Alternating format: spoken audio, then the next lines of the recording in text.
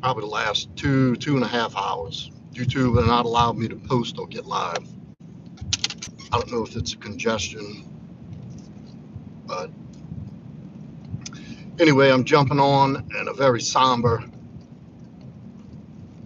occasion. As everybody knows me, anybody who's seen any of my content over a period of time, and members of my community know I am of um, Christian conservative values. I'd say I'm more of a libertarian leaning politically, but values is, Christian, godly, conservative, family. Uh, and I'm sure by now it's pretty well known about what happened to one of the smartest on the young side. The man was only 31 years old, one of our loudest advocates to restore our country and our way of life. Outspoken, super smart, super smart, very educated. Even though he only had a high school diploma, this guy's never had college. But he is so passionate about his cause that he has educated himself in the matter of politics and the state of affairs that our country's in and why. And he was an outspoken advocate for America's youth to restore the conservative Christian values that have sustained and propelled this country into greatness over the years, as it was meant to be when it was founded. Charlie Kirk, Christian, a father, a husband, was shot and killed today. And first and foremost, that I have and I ask people to pray for his family and pray for the state of this country. I believe this is one of the darkest times we've ever been in with, and what has happened to this country, how desensitized and how open. I'm not going to get into all that. I'm going to keep it about Charlie Kirk, which is just like just somebody who I've kept up with through the years, just because of his discourse and his ability to go put himself in positions where people just absolutely despise him and disagree with him, be able to sit, primarily at four-year colleges, universities here in this country, where it's basically a liberal indoctrination campus. And he would put himself in those positions to have not even a mean. He didn't name call. He didn't call people ugly things and wish harm upon anyone. He just simply countered people's beliefs from a different perspective. So, Marine, yes, sir, it's been a while. It has been a while. Much longer than it should have been, but here I am. And obviously, just another concerned brother of this country, man who sees the state we're in and the direction we're headed in, as if any sane person can see what progressives have done to this country and what they're trying to continue into this country. Billy the Kid, what's up, brother? He simply countered their arguments with logic and reason and research. What the Democratic Party, these liberals, stand for is anything but reason and logic. It's all emotion and feelings, and everybody's offended. We got to watch it. We say we got to be politically correct so nobody gets their feelings hurt. We can't say people with dicks are men. And,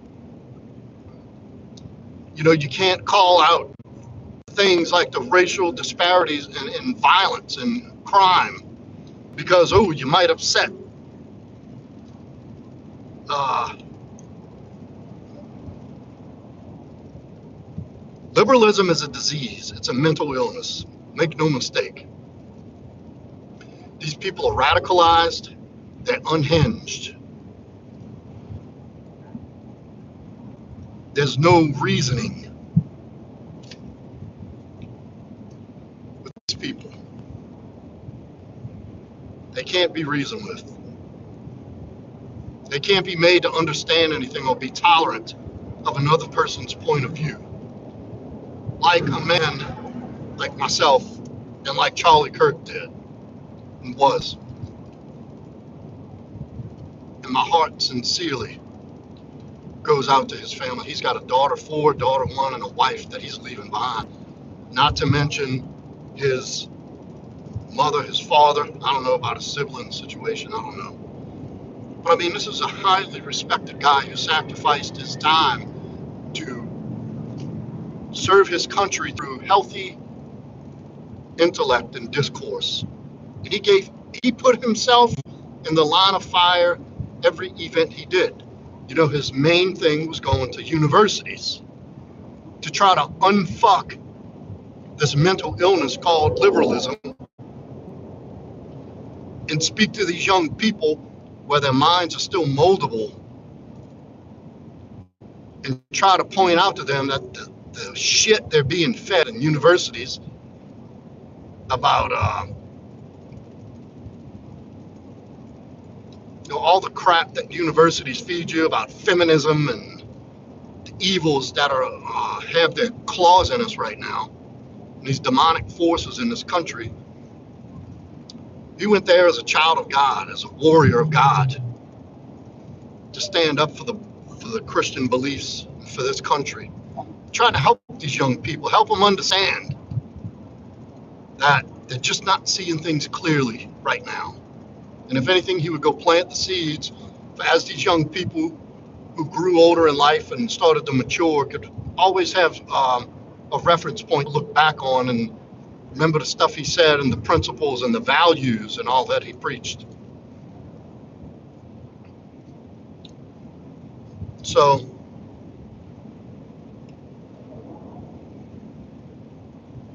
yeah, some whacked out fucking liberal. And people say, oh, it's war on the white people. Well, the guy was white. I don't know about that. And they got plenty of black guys, black conservatives, and I hate to even say white and black, because we're men and women, and that have, gone live and expressed deepest condolences for the tragic loss of a young, honorable, of God-fearing American at the hands of this whacked out fucking cult called the Democrats. And they had one guy on MSNBC, just made me sick to my stomach. Is like saying, well, in a sense, saying hate begets hate. And he kind of had this coming, well, you can only speak hate before these people are gone. They're gone. And the scary part is because our country is what it is and everybody has a right to free speech. And now we have unfettered access with social media and the internet, that these people have a voice.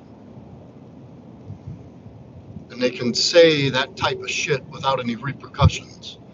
But I mean, look, there's pros and cons to everything, and that's one of the downsides of free speech. But the difference is, free speech was practiced by Charlie Kirk only to preach the word of good and God and Christian values. These liberals preach hate and dissension and division and lies. And, as conservative, God-fearing people, they're not going to die at our hands. But you can definitely see there's a palpable tension in the air as of late. And, it's important that even myself, that we stay collected, because the narrative that they're driving from the left is to create exactly what's going on in our hearts and heads right now. This is what they want. More division. They want war. It's already a spiritual war. Make no mistake, we're in a spiritual war as we speak. But these sickos are trying to elevate it to like a civil war type thing. Make no mistake, it's in some tin hat, foil hat theory. Good to see you, kid. We'll catch up. And you know you had a free session that you never did cash in on. But we'll deal with that. I'll make an exception because I know what you all are doing at BCT. So it's important that we keep calm about it and realize that the stuff they're doing is essentially to intentionally push our buttons to create demeanor, how to stay headstrong during a spiritual war, staying rooted in spiritual principles. Now, I don't want to sound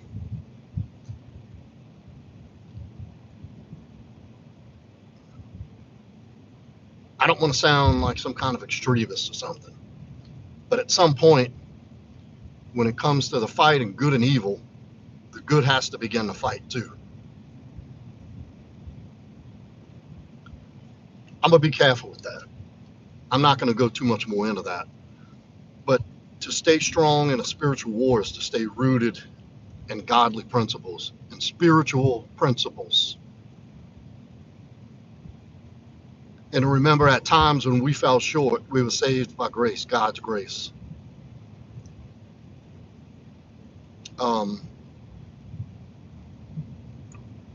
So you would just have people that are in the dark side right now, in the darkness. Nobody is beyond God and Jesus's reach. It's what's around them that blocks it. It's the demonic spirit that clouds these people. People that idolize wealth, and these race idolaters, and wealth and celebrity idolatry, and all these external worldly things that people worship and idolize, that have taken people off the path, because that's what we consume. That's what we're force fed 24/7. I'm no better in some respects. Look, you see my truck? It's not top of the line, but I don't drive a truck that just has, the basic shit. I got a 4-wheel drive. It's a recent model year Ford. Got some bells and whistles with the screen and all the features and all. I don't need all that, but I earned it. I work hard for it, so I don't mind having it. But these aren't the things that make us who we are as human beings. That's just the bells and whistles that they try to sell you, that they try to make you to believe that you need to be a whole, complete person. What do you think? TV commercials, like they program human beings and people who have their guard down, who don't know any better, who do not have a strong connection with God. We fall prey to all of our sinful behaviors, all the sins: lust, gluttony, sloth, greed. And that's what runs the world right now. Sinful principles. We live in a sinful time. People killing each other left and right over things. People hating each other. Look, there's a spiritual war. There's a race war. There's a gender war. We're in a fucking war. Look at the countries at war. Religious wars. But the devil can't thrive in peace. Evil cannot thrive in peace. Peace is the enemy of evil.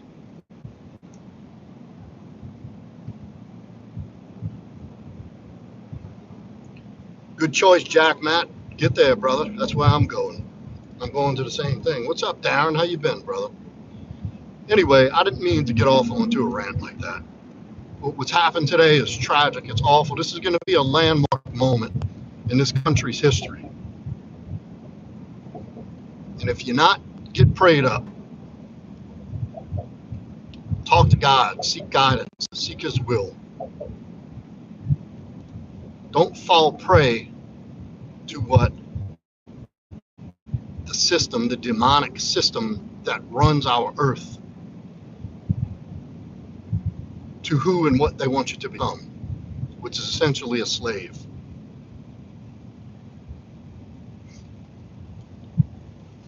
A slave to our worldly desires. We're not going to do it perfect. We're humans. We want nice shit. We feel good when we get things like, it's not abnormal. But spiritual principles, y'all.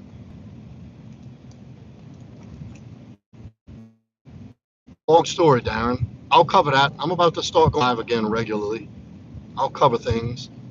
A lot of stuff personally, business-wise, that have changed and have gone on that have required my attention. Demeana says, I've been debating on going back to church. I think it might help. What do you think? Think church might help, or is it literally all on me? Well, it starts with you. So literally, yes, it is. But it has to start with you, but it doesn't have to be you on your own. God is there. God is there waiting on you. God never leaves us. God never abandons us. But He did give us free will. So we all have a choice. But even the Christian religion has been diluted. So you got to be very selective of where you go and share your faith with who. Look at Christian churches now with lesbian female pastors, and that's not God. That's not God, I promise you. Promoting sex and giving like homosexuality and all. That's not godly principles. That's not a spiritual principle. So even a Christian religion is attempting to dilute and butcher that to suit their narrative. But a tragic day, it really is. I don't know what's so different about this that it's really weighing on my heart right now. That this man was executed, serving God. Maybe that's it, but it has a different sting to it.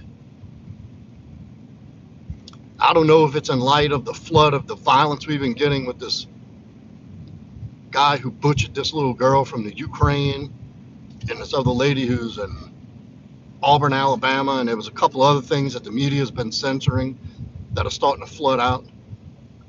And just that got a little extra something to it today, but it's discouraging. It's depressing. It hurts to see that somebody who stood as a force of good for us in this country, in this world, was taken down.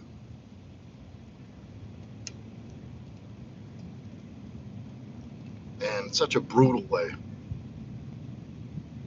And to think too what he's leaving behind, 2 sweet daughters, a beautiful wife, a family. This family doesn't have a leader anymore. And then, to be ready for the maelstrom of liberal fucking vomit that they're going to come out with, like that show The View. I'm sure they're going to say some fucked up shit. You got these far left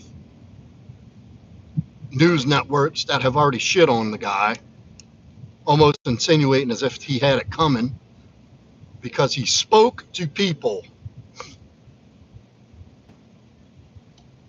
because he gave people a different point of view, a better point of view for them to think about. I don't know, it's just something a little heavy today about that. This is brand new. It's still kind of breaking. If you don't know, he was at a Utah Valley school doing one of his normal events that he does all over the country.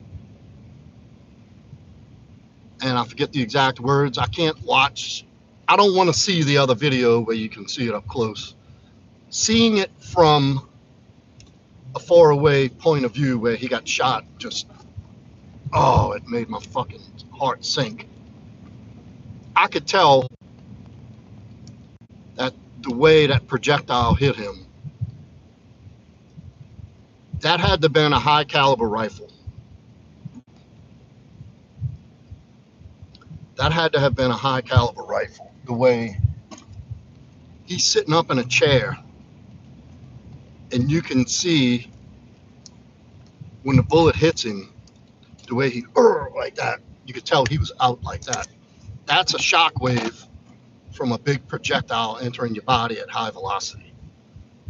The other point of view, the other vantage point is closer up, where you see him get hit and a lot of blood's lost and spilled.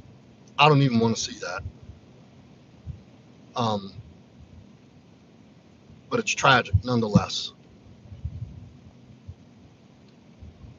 This is a spiritual war. And liberals are on the evil side. That's a radicalized, violent, dead set on dissension and division. It's a mental illness. It really is. You need to understand that. Senseless. But I don't know, Domina. Maybe it does have some significance, but I think it would be more apt to be on September 11th itself. I think it was just an opportunity. They say they captured the shooter.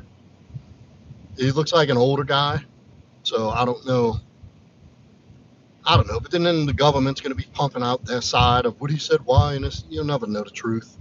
Sad fact is the man's gone. An advocate,